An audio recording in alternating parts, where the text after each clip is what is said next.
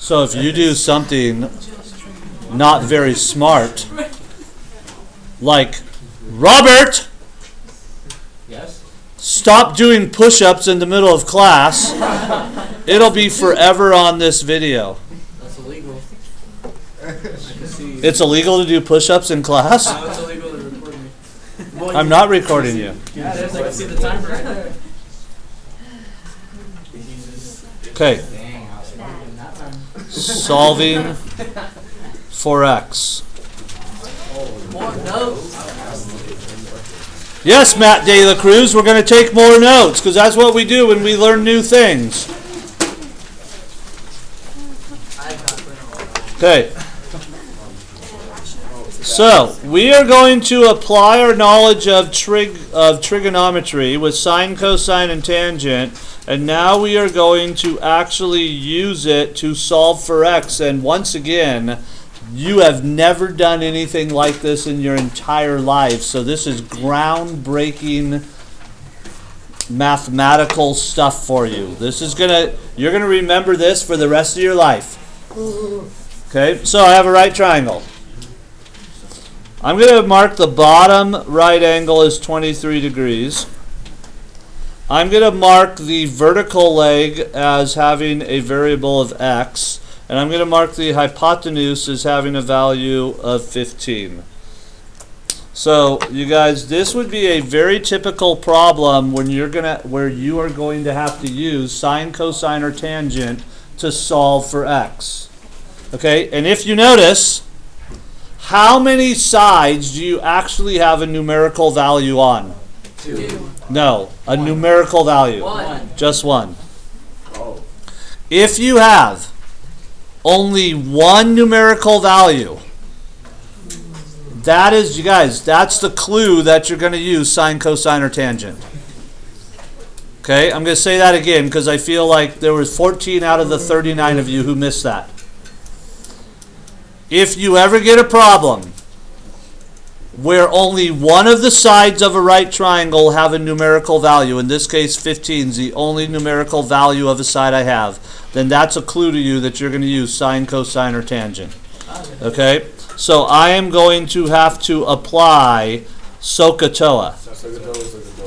SOHCAHTOA, SOHCAHTOA, SOHCAHTOA.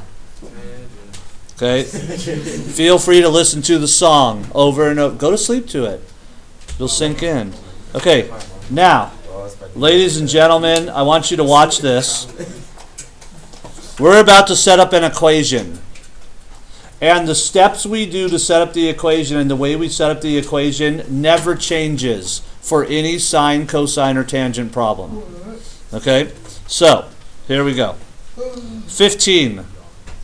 Is the side marked as 15, is that a leg or is that a hypotenuse? That's a hypotenuse, so I'm going to put an H right there to signify that that side is the hypotenuse. The side where the X is on, is that a leg? Would that be considered the opposite leg or the adjacent leg? Opposite leg. It would be considered the opposite leg. And I'm glad you guys said that because which angle are you referencing from to determine opposite and adjacent leg? 23. Right, the 23 degrees. So you guys, this is the angle right here, and that's me standing there. You don't have to draw you standing there, but that's the angle you're referencing from. Okay? Now, I don't give two rips. I could care less about this bottom leg here. Anybody think they know why I could care less about this bottom leg? Because it doesn't have numerical Right. value. It doesn't have anything. It doesn't have a numerical value, nor does it have a variable. So even though this leg here, where my finger is pointing, is the adjacent leg, I don't care about it. So look, guys. I have an opposite leg, x. I have a hypotenuse, 15. Go over here to your definitions. Which trig function involves opposite and hypotenuse? Sine. This is a sine problem. Okay, so I will not use cosine. I will not use tangent for this problem. This is a sine problem. Does everybody understand why this is a sine problem? Yeah? Yes, sir. Okay, now we're ready to set up the equation. Okay? Now listen. The way we set up these equations never changes. Here's the first thing you do. Since this is a sine problem, you always write down the abbreviation of the trig function first.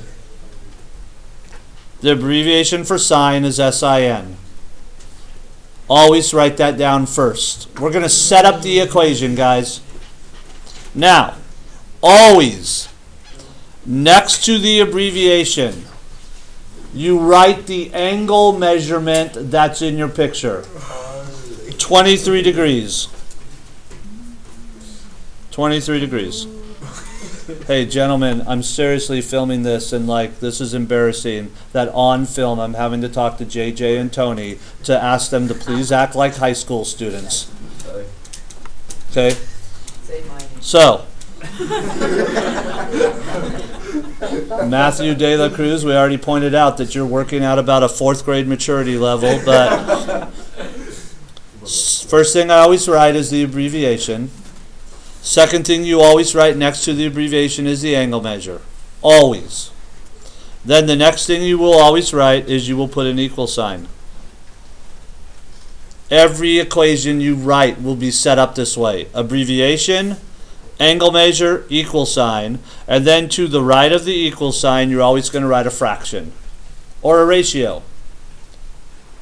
Sine is opposite leg over hypotenuse. How long is the opposite leg? What is on the opposite leg? X. Over, what's the hypotenuse? 15. So, x over 15, you guys, that would be the equation. Okay? And you always set up these equations in this manner. Alright? And now I'm going to teach you how to solve it. But this is how we set up the equation.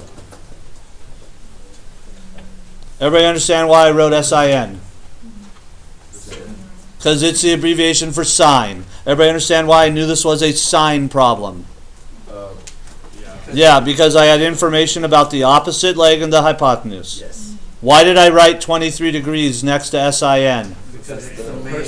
Because that's what you do. Good answer. You always write the degrees measure next to the abbreviation. Then you always put down an equal sign, and you guys, what will always be to the right of the equal sign? A what? A what? A fraction or a ratio. Okay, now, you're going to use now this table right here, and you're going to follow the table down to 23 degrees. Notice there's a column for angle measurement. You're going to follow it down to 23 degrees, and then you're going to follow it over to the column that's under sine. You guys, what's the decimal for the sine of a 23 degree angle? 0.3907. Now, I'm not going to explain to you why that is. I am not going to explain to you why a 23 degree angle sine is 0.3907. It would take me about 8 hours to do. I'm not kidding you. You guys, somebody, not me obviously, somebody who's long since been dead, it took them an entire lifetime to figure out all these decimals for sine, cosine, and tangent and angles. Okay? Fortunately, we have the benefit of that person's lifetime of work. All right? 0.3907.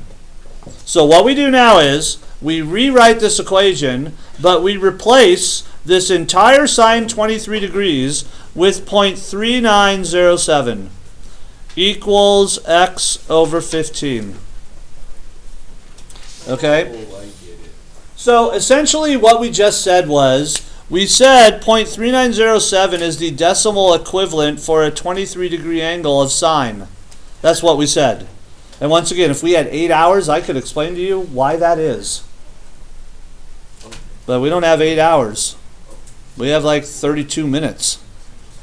Okay? And now you guys, I got to solve this equation for x. Does anybody have any magical math ideas on how to solve this equation for x? You put a 1 underneath. Layla, what? So the easiest thing to do is you could simply just multiply both sides by 15. So you could go 15 times 0.3907, and you're probably going to need a calculator for that. Well, you don't need a calculator for that, but it'll definitely speed up your life.